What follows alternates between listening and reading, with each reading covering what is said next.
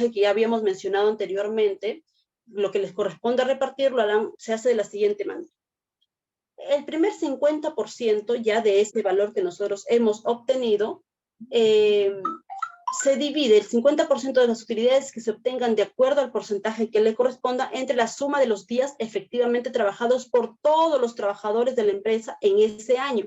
Este resultado se multiplica por el número de días laborados por cada trabajador durante ese ejercicio. Entonces, tenemos dos parámetros bajo los cuales se va a pagar las utilidades. Primero es por los días laborados, y el segundo, que nos indica el segundo punto, el segundo 50% se obtiene dividiendo el 50% de las utilidades que corresponden, según el porcentaje, entre la suma total de las remuneraciones percibidas por los trabajadores en el año, y a este resultado se multiplica por el total de las remuneraciones que le correspondan a cada trabajador en el ejercicio. Entonces, el cálculo de las utilidades es un tanto más complejo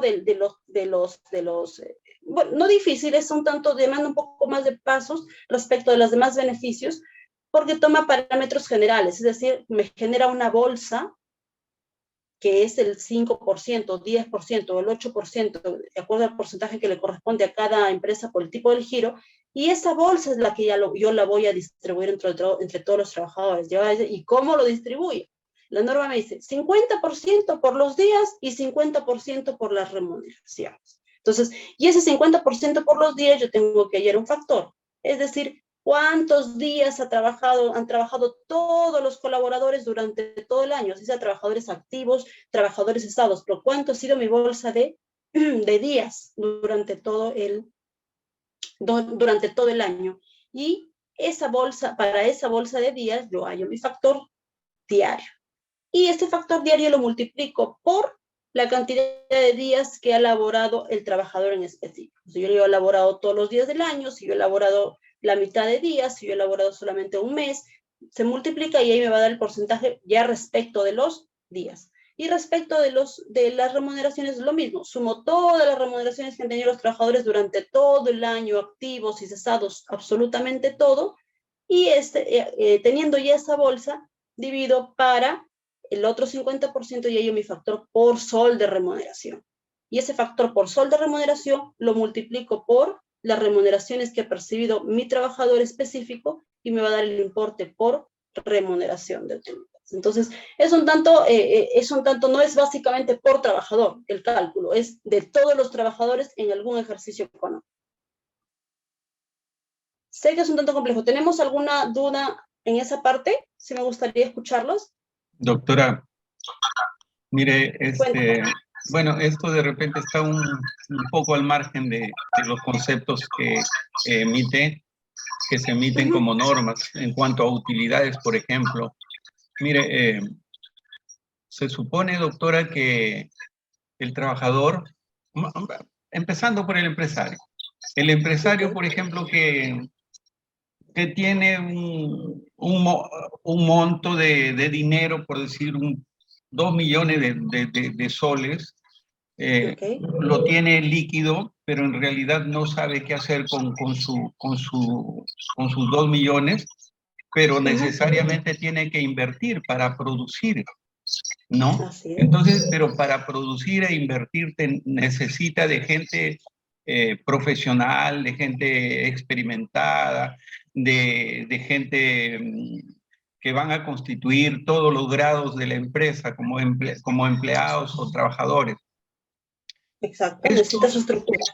Entonces, claro, para su infraestructura. Y también necesita precisamente de maquinaria, si es que al caso es una empresa productiva, pero en realidad todo tiende a que si una persona es dueña de una cantidad de dinero al comienzo, si él con ese dinero no tiene trabajadores, no tiene instrumentos como máquinas, como todo esto, él no podría hacer nada, no podría invertir. Entonces necesariamente tiene que tener toda esa maquinaria, todos esos trabajadores, pero él los contrata bajo ciertos parámetros, ciertas normas, que los convierte que los remite a diversas especialidades, a diversas partes de lo que va a ser la producción de la empresa. Y por lo tanto, al fin de año, ya produciendo todos los trabajadores, ya la empresa realmente está en funcionamiento produciendo, y llega un momento, por decir, que en un año 2 millones lo ha convertido en 4 o 5 millones, por decir. Y luego al próximo año va a necesitar de más trabajadores, o de repente se aparta a otro lugar y constituye otro tipo de inversión también. Entonces va ampliando ese capital que lo tenía al principio, que sin sus trabajadores y sin su maquinaria y todo lo necesario, no hubiera hecho nada. Entonces, ¿quiénes constituyen lo que significa la productividad y el resultado de la inversión, la utilidad, la ganancia? Todo eso, el trabajador y la maquinaria. Porque sin eso no hubiera hecho nada. Entonces yo me he preguntado, siempre me he dicho, si este señor con su millón no podía, con sus 2 millones no hubiera podido hacer nada, pues los trabajadores son necesarios y la maquinaria también.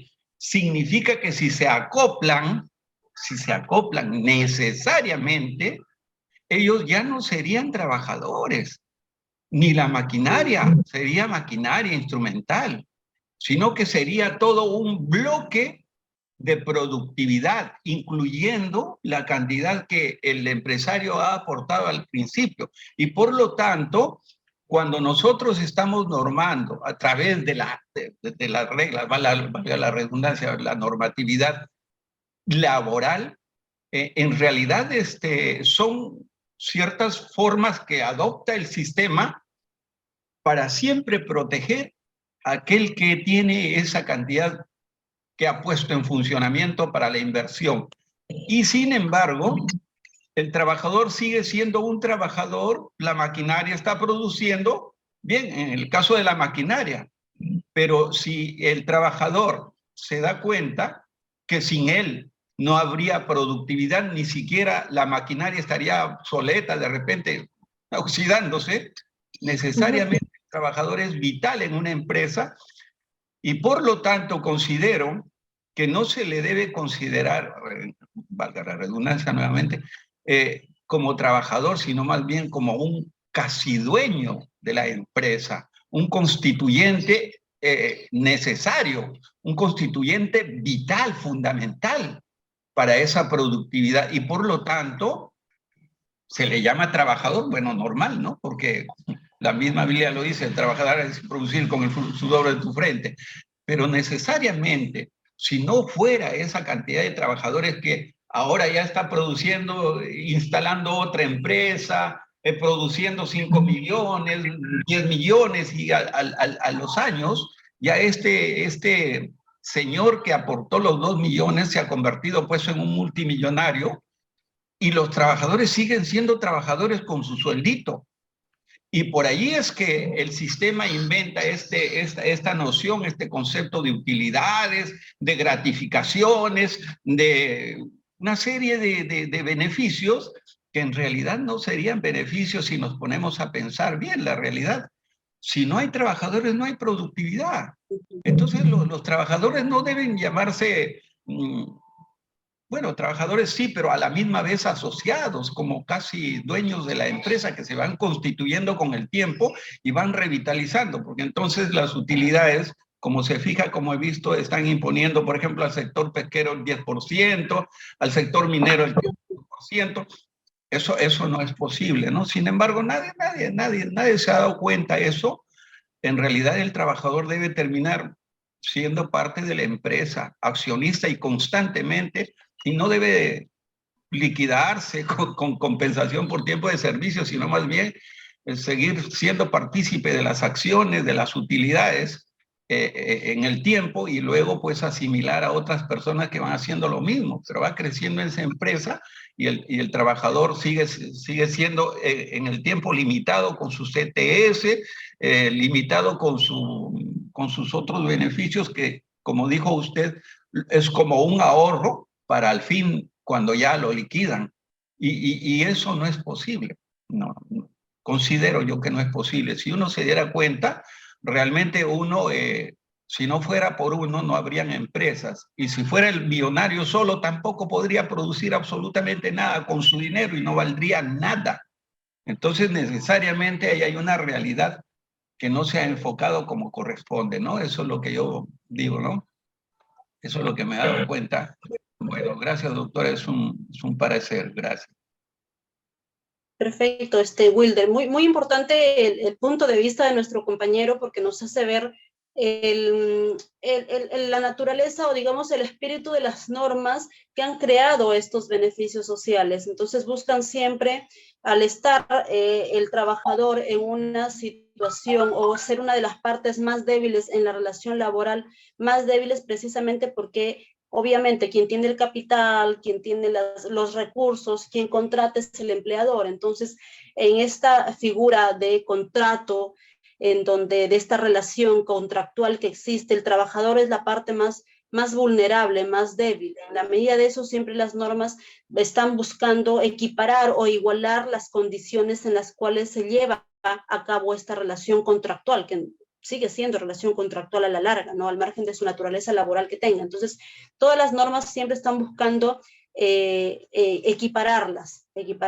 definitivamente. ¿Para qué? Para que el trabajador no sea vulnerado en sus derechos y que el empleador cumpla con las obligaciones que le corresponde cumplir. Entonces, esa es la finalidad de estos beneficios que se otorgan a través de normativas, ¿no? Y que se van regulando y que algunos van apareciendo y otros, digamos, van cambiando de naturaleza, como decíamos en el caso de la CTS, ¿no? Que coyunturalmente finalmente se está desnaturalizando, pero que sigue siendo un beneficio que le corresponde al trabajador. Entonces, todos estos beneficios, como bien lo conversábamos con su compañero, traen consigo el tema de que el trabajador tenga ciertas condiciones favorables que puedan ayudarlo a poder desarrollar una vida normal como persona. Entonces, de eso se trata. Finalmente, todos los beneficios sociales tienen un carácter social, por eso lo mencionan de esa manera. Respecto de lo que se les otorga a todos los trabajadores. Esa es la naturaleza de estos beneficios, ¿no? Entonces, sí es importante tener claro ello, porque nosotros o los recibimos o los calculamos o nosotros somos empresa que tenemos que otorgarlos. Entonces, sí tenemos que tener claro en mérito al cumplimiento de la norma, porque en la medida de eso nosotros tenemos que regirnos siempre al cumplimiento de la norma para evitar contingencias, ya sea para la empresa o para evitar también que me haga un mal cálculo y me vea perjudicado económicamente como trabajador. Entonces, siempre es importante tener claro eso. Como les mencionaba, el tema de las utilidades es un tanto más, el cálculo es un poco más grande, porque sí involucra a varios trabajadores y sí involucra el tema de un cálculo de un factor que me pueda determinar cuánto le corresponde por cada sol o cuánto me corresponde por cada día laborado. A ver si avanzamos con el PPT.